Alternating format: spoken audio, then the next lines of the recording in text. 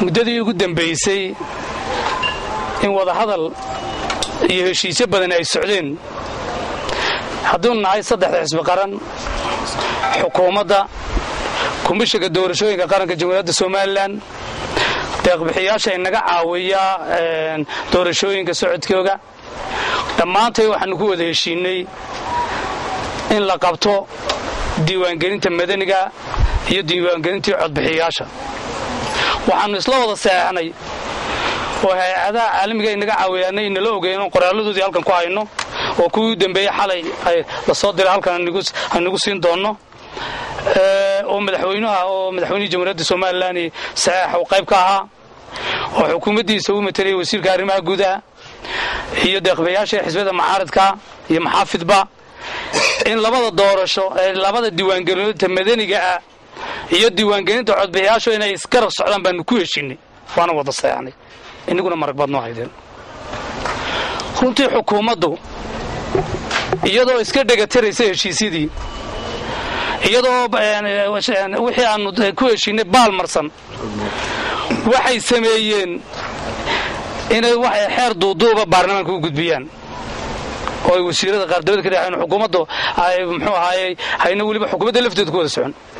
taa markaanu aragnay shir baanu ka galnay saddexda xisbi qaran iyo akademiyada nabadda maalintii ugu dambeysay halkaa waxa nagaga go'ay oo nagaga haray xisbi xaakimkii waxa isku soo haray labada xisbi mucaarad oo ciidiyo wadani baa isku soo haray heshiis midaysan baanu u gudbinay madaxweynaha oo nu kaga codsanayno waxa uu ka dabacsan yahay heshiiskii hore inuu ku heshiinay oo qoraal aanu u gudbin runtii madaxweynaha uu qoraalkii waa gaaray xafiiska u gudbiyay xisaaxa labada guddiga ku yaalay waxay ballan bay noo qabteen waxayna laba cishaal na sugo waxaanu sugaynay 5 maalmood runtii nooguma soo jawaabin markaanu aragnay ballamihii beenta ahaa faraha badnaa markaanu aragnay heshiisyadii hore xukuumadda wada galnay iyo tii caalamku nala ogaayay komishanku nala ogaayay inay wada baal mareen anigoo soo koobaya runtii oo nuxurka hadalkaygu ku qoraal inagu soo gaarayo saxaafaddan ku siin doonaa imika oo labada xisbi ay wada saxi doonaan waxaanu doonaynaa inaanu halkan maanta shacabka reer Soomaaliland uga cadayno waxaanu doonaynaa gaar ahaan taageerayaasheeda ee wadan iyo cid baynaan u sheegno inaan haday ballantii xukuumaddu ka baxday inaan qaadacnay diiwaangelinta madaniga ee aanan meel ay ku sar leedahay iyo meel ay ka socdo iyo dhinac u socdo la gelin dadka muxuu ahay kabkii yalaay wasaarada muxuu ahay dawladaha hoosana lagu maalgelinayo ee wariba la doonayo shacabku soo u kaco leeyahay degmada Hiilaayna 12 goobood degmada Hiilaayna 30 goobood leeyahay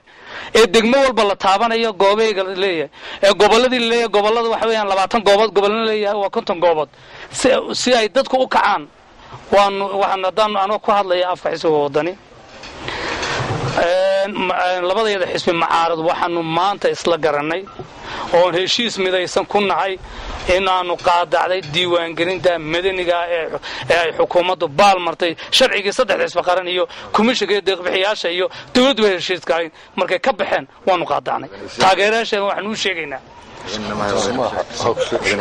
taageerayaasha waxaanu sheegaynaa iyo reer Soomaaliland ba in arrinkaasi yahay arrin lagu dabrayo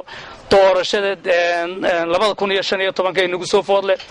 waxayna reer Soomaaliland aanu iftiiminayay ka dhirsayn haday doorashada 2016 Soomaaliland sida ay u socotay uga dhici weydo 15 uga dhici weydo 2016 waxa ay dunyada dhan caawinaysa Soomaaliya doorashada ka dhacaysa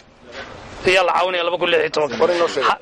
horeyna waa u sheegeen hadii doorashada 2015 aynu qaban weyno oo sideeda u socon weydo taa 2016 iyo xamar dawladdu inagu riixaysa waa inta laga dhiidiyaa saas intaasan ku soo koobla